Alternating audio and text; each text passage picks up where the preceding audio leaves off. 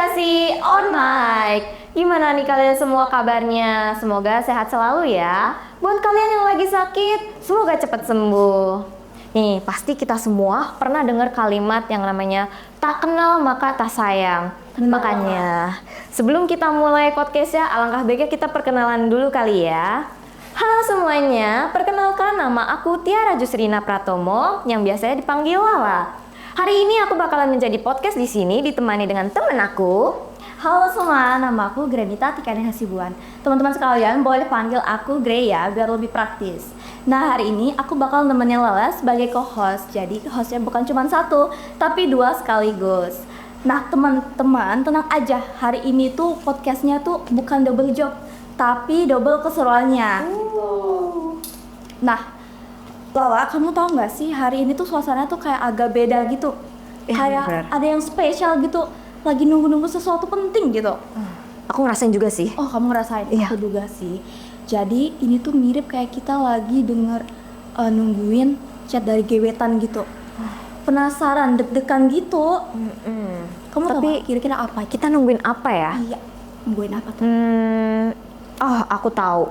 Pasti nungguin siapa sih narasumber yang bakalan kita wawancarain hari ini. Bener gak, Grey? Bener banget lah. Dan makin seru lagi karena podcast kini akan mengundang narasumber yang bukan orang biasa, tapi merupakan salah satu staf dari Sasmita Jaya TV, yaitu Robi Maulana, SPD MPD. Atau yang akrab disapa dengan Mas Robi gitu. Nah, daripada kita nunggu lebih lama lagi kan, pasti pendengar mau cepet-cepet nih. Betul. Pasti penonton juga nggak sabar. Benar, penasaran gitu. Jadi langsung aja kita sambut Mas Robi. Halo Mas Robi. Halo, Mas Robi. Halo, salam kenal. Aku Grey. Aku Lala. Oke, Gray Lala. Iya, bener banget.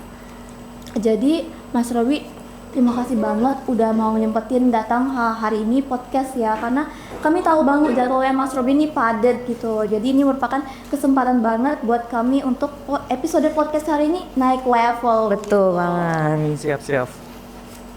By the way, Mas Robi tahu nggak apa arti nama Mas Robi? Nggak tahu. Penasaran nggak? Penasaran, apa tuh?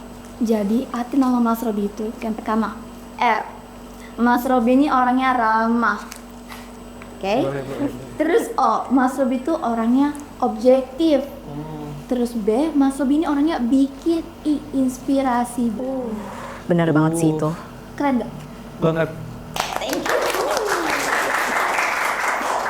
Nah, Mas Robi, aku mau nanya nih, gimana perasaan Mas Robi? Kemarin kan abis jadi pembicara di Unpam Akademi Kreator. Bener banget. Iya. Seru banget. Kemarin itu banyak dihadiri sama dosen dan mahasiswa juga, teman-teman kreatif dari mahasiswa. Seru banget. Seru banget ya. Oh iya, by the way nih Mas Robi, kebetulan kita berdua juga datang nih. Nah, kebetulan juga teman kita jadi presenters. Alida itu. Iya. Itu Mas. Kemarin tuh Alida juga praktik juga kan di depan. Nah, tapi kan sebelumnya si Alida itu cuma sekedar bikin konten biasa. Terus pas kita tahu Alida juga ngeles GTV, dia sempat kita poles. Jadi awalnya tuh dia masih terlalu grogi, sampai sekarang dia udah punya 2 program di Auto dan juga di Info Kampus. Wah, keren banget ya. Keren banget. Terus Mas Robi, kemarin kan kita tuh mendengar podcastnya itu membahas tentang editing, terus content planning dan juga thumbnail gitu, karena itu tuh menurut aku sama Lala itu merupakan pembelajaran yang bagus banget sih. Karena kita benar-benar awam banget kan. Iya. Jadi belajar banyak hal baru itu benar-benar keren sih kemarin Mas Robi. Tapi sebenarnya ada satu hal yang harus di-highlight. Jadi tuh kemarin dihadiri sama dosen dan mahasiswa yang belum mensinkronize AI ke dalam sebuah konten. Jadi kemarin tuh banyak yang sedikit lambat pekerjaannya karena dia belum memanfaatkan AI. Tapi karena kurang waktunya, jadi ya udah kita sedikit skip aja. Ya mungkin di pelatihan kedepannya kita akan fokusnya ke AI dan konten kreatif juga. Keren banget sih. Iya, benar keren banget. Aku mau nanya nih Mas Robi, sebagai kemarin kan Mas Robi ini jadi pembicara nih.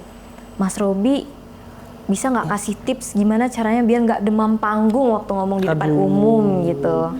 Sebenarnya sih awal-awal di 5 menit pertama itu udah pasti grogi banget, udah demam panggung banget. Cuman kalau misalkan kita bahasnya sesuai kompetensi kita, itu akan lancar sih pertengahannya itu. Apalagi kalau di materi itu bidang kita sehari-hari. Oh iya benar. Tapi kalau ya kayaknya semuanya gitu deh, di awal-awal itu pasti ada grogi-groginya gitu. Jadi kita harus pahamin materinya Iya, lah ya. betul itu. Gitu, biar nggak grogi. Oke. Nah terus Mas Robi, sejauh ini kan Mas Robi kan udah pernah ikut berbagai banyak seminar gitu sebelum pembicaraan. Ada nggak acara atau seminar yang berkesan banget buat Mas Robi gitu? Bener banget nih. Ada waktu itu jadi pembicara di depan 3.000 orang. Waktu itu seminar nasional. Di Unpam juga. Unpam juga. Itu dihadiri dari Prodi Pendidikan Ekonomi dan PGSD. Sama satu lagi itu sempat bener-bener nervous pas ngisi materi ke teman-teman dari Malaysia. Keren banget ya dari Malaysia. Keren banget. Tapi ya begitu, grogi dulu baru lancar gitu. Nggak apa-apa. Berarti grogi ini udah naturalnya manusia lah. Nggak Iya apa-apa gitu. benar. Tapi itu awal-awal doang. Awal-awal aja. Selanjutnya lancar. Alhamdulillah lancar. Karena sudah mulai terbiasa juga ya Mas ya. Oke, kita lanjut kali ya. Tapi sebelum lanjut, Mas Robi haus nggak? Lumayan haus, nunggu ditawarin Keren, ini. Haus. Kebetulan nih Mas, di sini kita ada Tirta Sasmita. Boleh Mas diminum airnya? Monggo. Grey, boleh diminum airnya? Minum juga. Izin saya minum ya. Ya, monggo.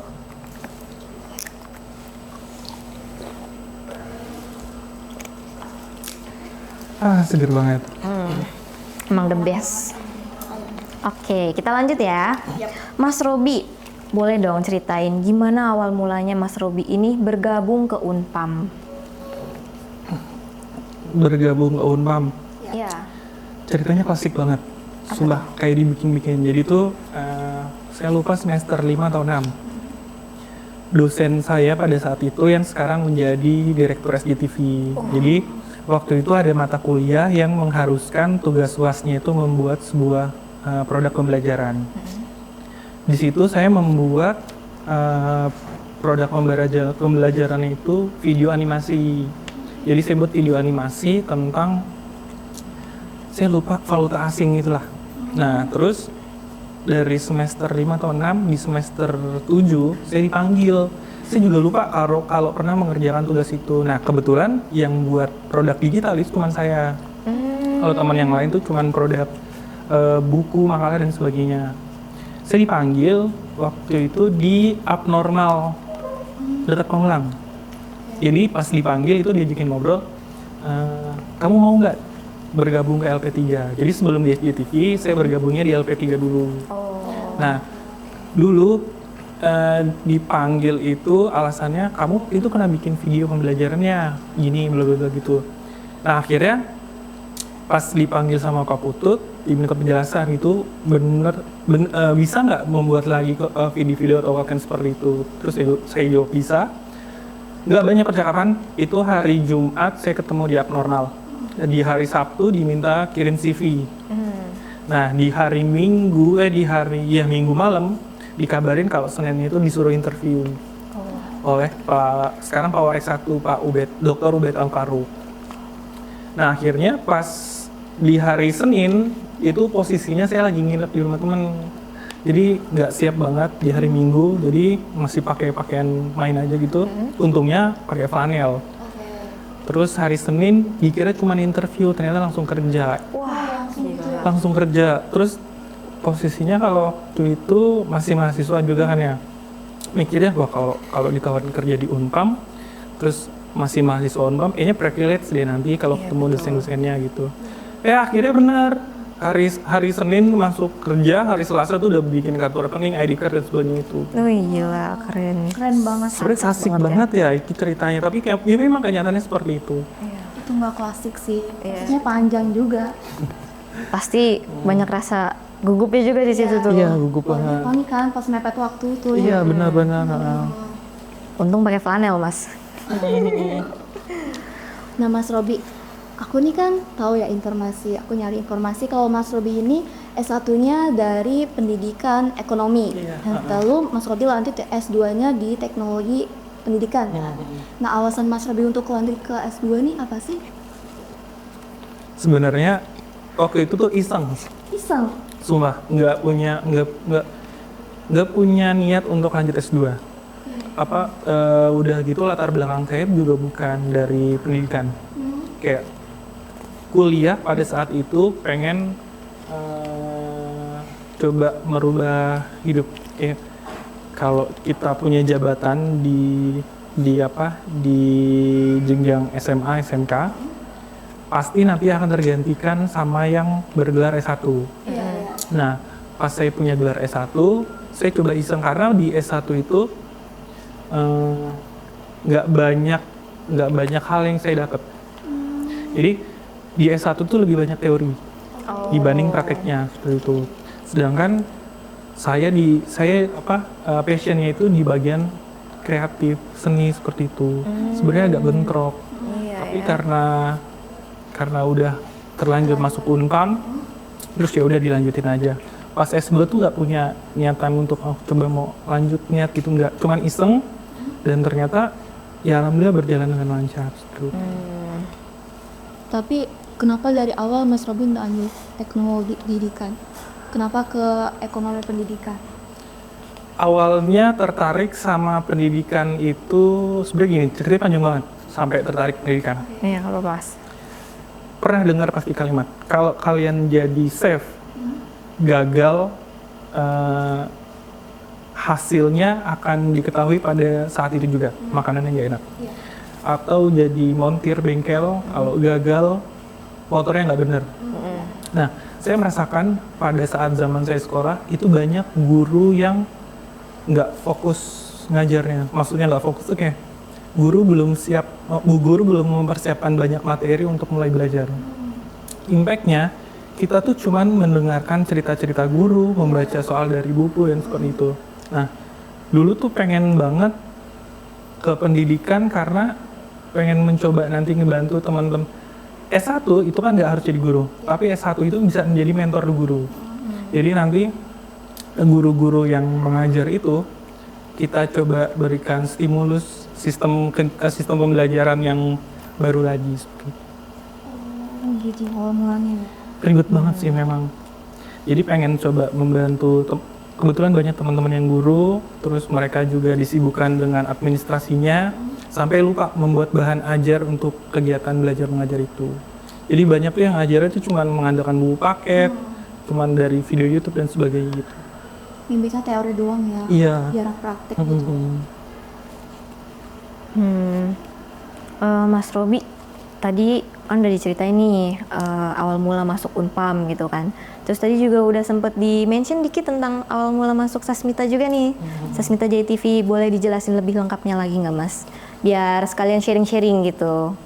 Tentang gimana sih awal mula masuk Sasmita JTV tapi yang versi lebih lengkapnya gitu. Oh iya, tadi cuma sampai LP3 ya? Iya. Jadi sebenarnya tuh di LP3 pada saat itu, kalau nggak salah COVID ya, awal-awal COVID. Jadi cuman Unpam kampus yang sudah mempersiapkan e-learning pada saat itu. Jadi di kampus-kampus lain tuh belum mempersiapkan e-learning. Nah, waktu e-learning itu waktu COVID itu kegiatan pembelajaran semua menjadi online. Nah, kegiatan pembelajaran itu benar-benar mati. Kita nggak bisa ke kampus, kita nggak bisa ke perpus dan sebagainya. Saya diminta sama Pak Warik 1 dan Pak Putut itu membuat sebuah produk pembelajaran seperti tugas yang pada saat itu saya kerjakan. Saya membuat video pembelajaran pertama kali itu bareng sama Pak Warik. Jadi sebelum kita nanti syuting bareng dosen-dosen, kita coba tes dulu dengan Pak Warik. Jadi kita buat video pembelajaran seperti ini, filmnya dari dosen, materinya juga nanti dari dosen, cuma disesuaikan bahasanya aja. Terus tim kreatifnya, tim editingnya itu dari saya, dan kameramennya pada saat itu Mas Yuda. Nah, saat itu SDTV belum terbentuk. Jadi dari LP3 lalu lanjut berkembang sampai permintaan dari almarhum Pak Haji Darsono. Kalau di LP3 itu dulu cuman base-nya masuk ke YouTube. Jadi YouTube nanti di-embed ke e-learning. Nah, teman-teman mahasiswa itu belajarnya dari YouTube. Cuman karena permintaannya itu minta seluruh Indonesia itu terjangkau sampai ke Papua, Kalimantan dan sebagainya, karena kan offline banyak teman-teman mahasiswa yang pulang kampung. Nah, akhirnya dibuatlah Sasmita Jaya TV. Jadi pertama itu awal pakai satelit TV. Jadi nanti kita kirim datanya ke, saya lupa kita kerjasama sama siapa ya. Jadi kita buat kontennya, nanti itu masuk ke TV seperti itu. Nah cuman pas almarhum Haji Darsono meninggal, kita balik lagi ke base awal, kembali lagi ke YouTube seperti itu. Karena kan sudah masuk ke kampus juga. Iya. Nah Mas Robi, di SCTV itu kan ada 9 program. Kayak Ujar, How To, ada info kampus, ruang mahasiswa. Nah kayak gitu, Mas Robi ini masuknya terlibatnya di program yang mana sih? Semuanya kecuali info kampus. Oh gitu. Wow, keren banget. Tapi berarti jadwalnya Mas Robi ini nggak bentrok gitu? Sebenarnya udah dijadwalin. Jadi kalau misalkan waktu itu Senin ada Ujar, Selasa itu ada Kirani itu kiprah alumni. Terus Rabu ada How To sampai Sabtu itu ada Sapanakes seperti itu. Sapanakes itu dari Sudikes. Pas COVID itu banyak diminta teman-teman dosen dari Sudikes tuh tips and triknya sih gimana biar kita jaga imun tubuh dan sebagainya. Daripada cuma sekedar video biasa, ya udah kita buat konten aja gitu. Kita buat satu program. Kalau boleh tahu Mas, dapetin ide-ide buat program-program itu tuh kayak gimana? Sebenarnya ngalir. Kita ngalir aja sama sesuai kebutuhan. Sesuai kebutuhan. Jadi kayak ya pada saat COVID teman-teman minta gimana sih biar menjaga tubuh biar tetap sehat, terus apa yang harus dihindari, terus dari pola makannya bagaimana itu di Stikers. Terus ada juga program banyak alumni di Unpam itu yang sudah sukses, bahkan ada yang sampai masuk ke DPR. Nah, itu coba Pak Darsono minta gimana sih biar nanti jadi ajang promosinya Unpam. Nah, alhamdulillah semenjak bikin program itu Unpam banyak dikenal di kalangan luar sana. Kipran ini juga berarti bisa jadi inspirasi gitu buat anak-anak, buat mahasiswa gitu. Unpam ini kan terkenal murah ya Mas ya. Nah, tapi banyak lulusan yang menarik gitu, yang bagus-bagus dari Unpam gitu. Keren banget Kipran ini. Lalu Mas Robi sendiri pernah nggak menolak suatu program untuk menggarap suatu konten gitu? Pernah nolak nggak? Kalau nolak sih sebenarnya nggak pernah ya, cuman sedikit kita jadwalin ulang. Jadi karena udah lumayan padat. Kalau nolak pernah tapi dari luar. Dari luar maksudnya? Iya, jadi kalau tim kreatif gini kan kita bisa kita bisa kerja di 2, 3, 4 kaki. Jadi kayak kita udah punya skillnya. Siapa yang cocok nih sama hasilnya seperti itu. Banyak tawaran-tawaran dari luar yang, nah itu baru saya call. Oke Mas, nih tadi kan udah disebutin sama Gray nih, ada beberapa program SCTV gitu kan. Nah, ada satu yang menarik nih menurut kita, yaitu How To, karena membahas tentang AI gitu. Nah, Mas, gimana Mas proses pembuatan si How To ini? How To tuh sebenarnya program, How To tuh sebenarnya program tesis, jadi program penelitian S2 saya. Jadi itu dulu waktu S2 saya bikin penelitian. Jadi penelitiannya itu membuat mata kuliah metodologi penelitian. Kalian belum dapat ya? Iya. Belum. Nah, banyak yang mengira tuh mata kuliah metodologi penelitian itu mata kuliah yang serem. Karena kalian harus diminta buat proposal bab 1, bab 2, 3.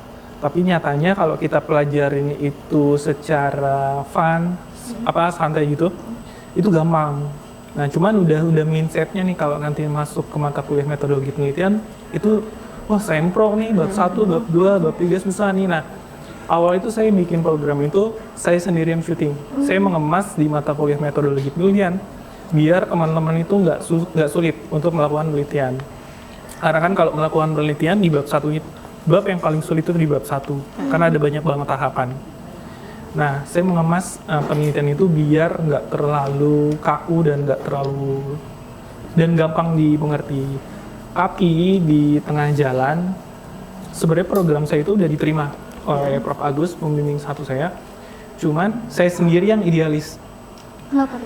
Ini metodologi kayaknya kalau nyari di YouTube mahasiswa tuh ketemu deh. Tapi kalau misalkan ada sentuhan AI di dalam sebuah skripsi atau penelitian, itu yang hal baru. Akhirnya saya udah syuting 10 episode, saya breakdown, saya minta ke pembimbing satu saya, Prof izin, sepertinya saya baru dapat inspirasi lagi. Akhirnya saya buat satu video, pada saat itu saya minta tolong sama si Alida. Nah, saya masih ingat episode pertama itu kalau nggak salah, mencari jurnal internasional, mencari 100 jurnal internasional itu cuman 5 menit. Jadi kan kalau salah satu tugas kalian nanti nih di metodologi penelitian, dosen pasti minta 5 atau 10 jurnal internasional terindeks Scopus dan diminta menelaah dari 10 jurnal tersebut sebelum masuk ke seminar proposal. Nah itu untuk ngebayangin aja ini udah susah banget gimana sih cara nyarinya, apa googling lagi gitu. Nah di situ saya punya idealis. Gimana kalau AI ini kita masukkan ke dalam sebuah penelitian. Jadi kalau yang kalian, saya nanya deh, kalau kalian ngerjain tugas, seberapa penting AI dalam mengerjakan tugas itu? Masa nggak pakai sih? Iya, pakai sih biasanya buat referensi kan, membuka pikiran gitu biasanya. Apa biasanya AI yang dipakai? Kalau aku pribadi ChatGPT ya. Ya, kalau aku juga ChatGPT. Nah, biasanya tuh ya memang karena masih awam ya. Banyak mahasiswa itu meminta tugas atau mengerjakan sebuah penelitian itu pakai ChatGPT yang nggak tahu formulanya. Sedangkan AI itu kan dirancang untuk jadi partner kita. Jadi salah satu isi dari program How To ada satu episode yang menjelaskan prompt untuk kita meminta sebuah jawaban, tapi jawabannya itu berbasis ilmiah. Jadi jawabannya itu punya sumber, punya referensi yang itu nggak bisa ditolak, nggak bisa diaba-aba karena memang ada jawabannya, ada sumbernya seperti itu. Nah itu dikhususkan untuk mahasiswa pada saat penelitian. Tetapi yang tertarik malah banyak dosen. Jadi dosen-dosen yang lagi lanjut S3 tertarik sama program itu. Akhirnya malah saya sendiri yang dipanggil. Sebenarnya bukan klarifikasi ya. Emang bener bisa gitu. Karena dosen itu banyak yang sudah sepuh, ya udah saya coba praktekkan begini loh caranya gitu. Dan alhamdulillah itu ngebantu banget. Wow, keren banget sih. Benar-benar, itu keren banget. Kalau boleh tahu dari programnya Mas nih How To, yang paling menarik itu yang mana programnya? Tentang apa tuh kontennya? Apa yang tadi atau gimana tuh? Ada yang lain? Pertama itu yang paling menarik itu yang tetap tentang penelitian tapi kita melibatkan AI. Karena kan antusiasnya sampai ke dosen-dosen. Terus ada satu episode yang membantu teman-teman UMKM. Jadi kayak teman-teman UMKM itu udah jualan. Tapi masih buta bagaimana cara mempromosikan di media sosial. Nah terus kalau misalkan mau promosi di media sosial kan harus, kalau mau foto juga harus yang profesional. Terus kalau mau upload di jam-jam tertentu dan ada captionnya seperti itu. Nah di situ ada satu episode yang kita sama melibatkan AI lagi. Jadi dari misalkan kita foto botol ini, nah nanti ini bisa nih latar belakangnya itu diganti jadi latar belakang estetik seperti itu ya. Terus kita membuat prompt yang ngebuat si botolnya ini kayak iklan gitu, ada splash-splashnya seperti itu. Nah terus juga itu request, sebenarnya bukan requestnya, permintaan dari teman-teman. Kalau jangan cuman AI aja, jangan cuman skripsi aja doang yang pakai AI. Ini teman-teman dari yang wirausaha juga pengen nih tips and triknya. Itu juga seru banget. Produksinya nggak lama, cuma nyari idenya yang lama. Jadi kayak kalau misalkan ChatGPT itu kan terbatas, minta gambar buatkan gambar, terus alternatifnya kita bisa pakai Gemini. Iya. Terus kalau dari handphone Android di Play Store tuh kita bisa pakai Photoroom. Jadi banyak alternatif yang bisa kita gunakan. Nah, Mas Robi, selain How To, aku tuh dapat satu program yang menarik juga, yaitu Ujar. Ini kan adalah Umpam Belajar kan. Nah, ini tuh berisi di mana dosen tuh memberikan sebuah materi video, berupa video gitu, lalu diupload di Mentari. Nah, nantinya akan dipelajari oleh mahasiswa gitu. Nah, dari kedua program ini yang membuat Mas Robi itu banyak effortnya tuh yang mana sih? Tentu aja Ujar. Ujar. Oh, oke. Kalau How To itu kan talentnya Alida, teman kalian kan, dan itu udah biasalah di depan kamera. Tapi kalau misalkan Ujar itu prosesnya lumayan rumit. Dosen itu nggak semuanya bisa fasih atau lancar di depan kamera. Mungkin di depan kelas oke lancar, tapi di depan kamera tuh bisa 5-7 kali itu ngulang.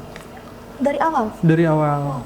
Jadi dosen itu kan job desk utamanya memang mengajar. Iya.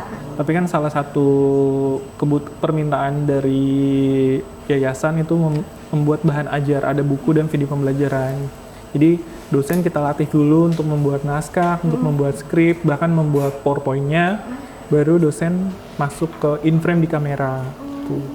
Dan cukup banyak dari 100% itu ya 80% itu banyak dosen yang masih grogi di depan kamera, dan itu cukup memakan waktu proses produksinya. Udah gitu editingnya juga, wah ini banyak banget footage-nya nih gitu ya. Yang paling effort di situ.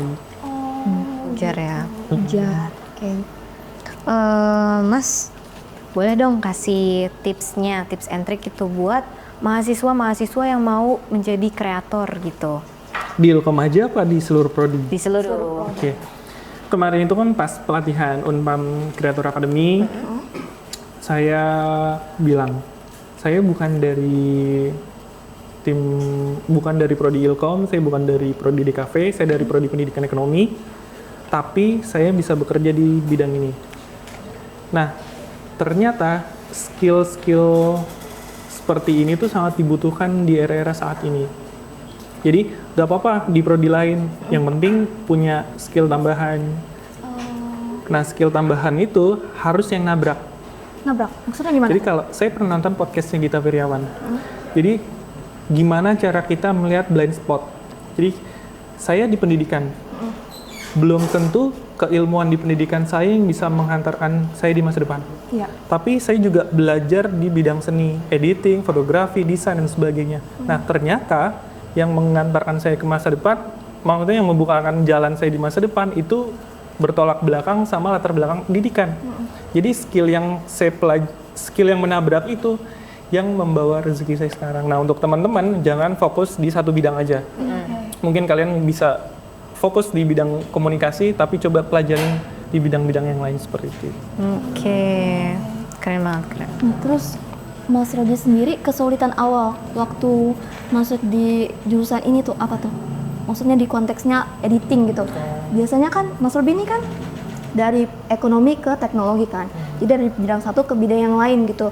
Pasti ada kesulitan awal dong, fase-fase awal kuliah gitu, karena mungkin materinya beda kayak gitu. Ada nggak kesulitan awal? Tentu ada game. Jadi saya nggak ngerti lagi tuh waktu itu di mata kuliah, saya lupa mata kuliahnya, statistika. Jadi kalau orang di pendidikan itu salah satu mata kuliah wajib tuh ada statistika penelitian. Nah, saya itu nggak suka hitung-hitungan. Nggak ada orang seni yang suka hitung-hitungan. Akuntansi, matematika, dan sebagainya, nggak ada yang suka itu. Nah, itu sulit banget. Itu di semester 3. Masuk mata kuliah statistika penelitian. Saya buta banget di situ. Saya buta banget, cuman mau nggak mau yang harus kita paksa. Ternyata sebenarnya progresnya itu sama, step by step. Kita pelajarinya benar-benar dari awal. Pada saat itu nggak ada ujar. Nyari di video di YouTube pun masih umum. Akhirnya yaudah coba baca beberapa buku sampai kesulitan pada saat mata kuliah statistika itu sudah diberesin dengan adanya ujar. Jadi dosen juga nanti diminta step per step dari awal itu menjelaskan statistika dengan bahasa bayi, kita sebutnya bahasa bayi. Karena kalau misalkan langsung masuk di kelas, itu dosen ngomongnya tuh udah kayak profesor. Ini apa yang dibahas sih sulit banget, nggak kecerna sama kita. Gitu. Dan saya nggak tahu kalau di prodi pendidikan itu ada mata kuliah statistika penelitian, maaf. Gitu. Mas Robi sendiri waktu baru mau mulai belajar editing nih gimana? Otodidak atau ikut kursus gitu Mas? Gimana? Sebelum kuliah, jadi sebelum kuliah saya bekerja. Kalau sekarang tuh namanya Ninja Express, yang antar barang itu. Kalau dulu tuh namanya Ninja Van Logistik. Nah, saya di bagian tim yang kerja malam, Black Ops. Nah, teman-teman kerja saya itu bukan rata-rata, semuanya anak-anak di kafe dari Unindra ya. Nah, terus saya tertarik dari melihat mereka menggambar, terus bikin desain di Corel seperti itu. Sampai suatu hari saya diminta untuk nemenin partner untuk syuting wedding. Nah, cuman megang-megangin baterai, ganti baterai dan sebagainya gitu. Terus ternyata seru juga ya, sampai ke ada job desk dari Bank Mandiri untuk bikin maskot atau apa, saya lupa itu.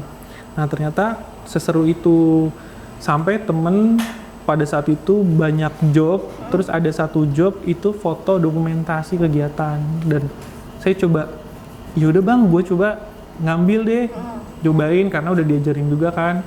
Nah, dari situ ternyata hobi saya muncul, dan dari hobi itu, ternyata hal begini bisa menghasilkan uang, seru banget. Nah, akhirnya ya udah mengalir lanjut, terus punya idealis yang pada saat itu saya mau coba biar teman-teman di pendidikan guru ini coba punya cara atau metode baru lagi biar ngajar di kelasnya itu nggak cuma pakai buku paket dan sebagainya itu. Udah dari itu mengalir, alhamdulillah sampai sekarang. Kalau boleh tahu software editing awal yang Mas kuasai itu apa? Terus alasannya kenapa dari awal milih belajar itu? Dari awal tuh dulu saya makainya Filmora karena Filmora itu masih bisa, walaupun trial masih bisa dipakai. Nah, terus sampai saya tertarik ke Adobe Family. Jadi kayak Adobe Premiere, After Effects, Photoshop, Illustrator dan sebagainya itu lebih profesional. Cuman ya gitu, harganya mahal. Nggak apa-apa. Sebenarnya nggak boleh ya. Nggak apa-apa kalau misalkan pakai yang bajakan, tapi jangan dikomersilkan dulu. Tapi kalau nanti sudah menghasilkan uang, ya masa kita pakai yang bajakan sih. Oke, Mas, menurut Mas Robi, skill editing paling utama apa buat para pemula ini gitu? Skill editing? Lebih banyak mencoba ATM. Jadi kita coba amati desain atau video apapun itu yang menurut kita bagus, terus coba kita tiru dan coba kita modifikasi. Jadi kalau misalkan kalian teman-teman buka Pinterest, ada satu desain yang bagus, coba tiru sedikit seperti itu. Terus kalau misalkan ada video-video animasi, motion graphic dan sebagainya, pelan-pelan aja belajar, pahamin step by stepnya lewat YouTube. Nah, terus nanti tekun, coba terus sampai yang menurut saya bagus itu nanti publikasikan ke media sosial biar dunia melihat kalau saya bisa ngedit nih seperti itu. Oh gitu. Nah, terus dari semua skill dasar yang ada ini, menurut Mas Robi, kesalahan apa sih yang paling sering Mas Robi lihat bagi kita yang pemula pas awal-awal ngedit gitu? Terlalu berekspektasi tinggi. Jadi kayak menurut saya bagus, menurut orang lain tuh belum bagus. Nah, kenapa bisa seperti itu? Karena kalau di desain ya, karena kalau membuat desain itu ada beberapa saya lupa beberapa poin. Ada beberapa poin yang harus diperhatikan. Contoh seperti hierarki desain, gradasi warna, tipografi dan sebagainya. Nah, banyak tuh yang pemula belum memahami teori itu. Jadi kayak bikin aja, tiru, modifikasi tapi tidak melibatkan teknik-teknik itu. Jadi kayak kita melihatnya udah bagus, wah udah keren banget nih. Tapi kalau orang lain yang melihat, apalagi di bidang profesi itu, ya itu sebuah kesalahan. Jadi coba terapkan poin-poin penting dalam membuat atau mengedit seperti itu. Kalau di editing kan ada tuh cut to cut, terus juga ada jump cut dan sebagainya seperti itu. Seperti itu, Mas. Dari sepanjang Mas Robi menjelaskan, kelihatan banget ya ternyata Mas Robi ini orang yang tidak takut untuk mencoba. Iya, jangan takut untuk mencoba. Iya, Kita nggak tahu hasil mana yang nanti bisa ngebawa kita di masa depan. Iya, kan banyak nih Mas orang-orang yang kayak keburu takut mencoba gitu. Mungkin Mas boleh kasih tipsnya juga gitu, biar jadi kayak Mas Robik nih. Lebih baik saya gagal dibanding saya nggak pernah mencoba itu. Karena kan kalau dari gagal itu kita bisa mendapatkan pelajaran ya. Ternyata ada di step ini yang saya lewatkan, dan karena step satu ini saya menjadi gagal. Tapi kalau kita nggak pernah mencoba, jangan sampai seperti kalian nanti PDKT. Gak apa-apa walaupun ditolak, udah kejar terus. Jangan sampai ngelihat dia sama yang lain. Gak apa-apa, coba terus walaupun gagal. Yang penting kita udah berusaha gitu, udah tahu hasil akhirnya. Oke. Mas Robi, setelah membahas tadi kita udah membahas SCTV, terus beberapa programnya, terus dunia editing. Boleh Mas dikasih satu pesan penting buat para mahasiswa yang mau memanfaatkan skill editing mereka gitu di masa kuliah? Pesan pentingnya ya, kita jangan sampai ketinggalan zaman. Jangan. AI itu merambah ke semua segmen, industri, pendidikan, kreatif. Kita jangan sampai tertinggal sama AI. Kita yang awalnya cuma tahu ChatGPT, coba eksplorasi lagi. Banyak AI yang mendukung kegiatan kita. Editing kah, untuk kesehatan kah, dan sebagainya. Jangan pernah menutup mata di dunia AI. Seperti itu. Itu aja sih palingan. Oke. Nah, untuk closing nih ya Mas, aku punya satu pertanyaan penting buat Mas. Mas ini lebih memilih mahasiswa skillful tapi tidak disiplin, kayak susah diatur gitu, atau mahasiswa yang standar tapi dia ini orang yang disiplin? Pilih yang mana Mas? Kalau saya bilang yang disiplin, saya termasuk yang nggak disiplin. Oke. Jadi sebenarnya balik lagi ya, disiplin nggak disiplin itu masalah waktu aja. Jadi mungkin pada saat ini belum disiplin, tapi kalau nanti di masa yang akan datang akan sadar dengan sendirinya. Kayaknya saya nggak bisa deh terus-terusan begini. Kayaknya saya harus berubah deh kebiasaan buruk saya seperti itu. Justru saya lebih prefer dengan orang-orang yang nggak disiplin tapi mempunyai banyak skill. Nanti kedepannya dia akan merasakan apa yang akan dia tanam. Dia jago, tapi dia nggak disiplin. Suatu saat dia akan kena batunya, dan dari batu itu dia akan sadar. Oh, ternyata saya harus seperti ini. Wah, jawaban bijak banget ya. Benar, jawabannya sangat bijak sekali. Baik teman-teman, ini dia podcast kita hari ini. Jadi terima kasih banyak buat Mas Robi yang udah nyempetin datang untuk obrolan sama kita gitu. Dan juga terima kasih buat teman-teman yang udah dengerin podcast kita dari awal hingga akhir. Nah teman-teman sekalian,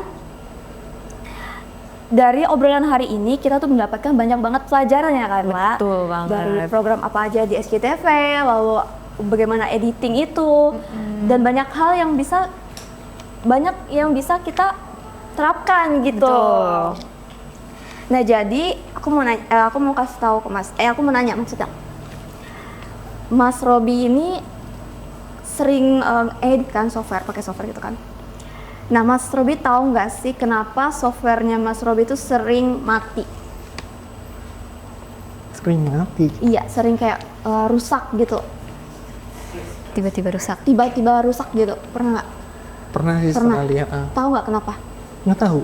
Karena rusaknya itu karena softwarenya tuh kalah sama kegantengannya Mas. Oke teman-teman, aku Grey, aku Lala. Sampai jumpa di podcast selanjutnya. Bye. Halo,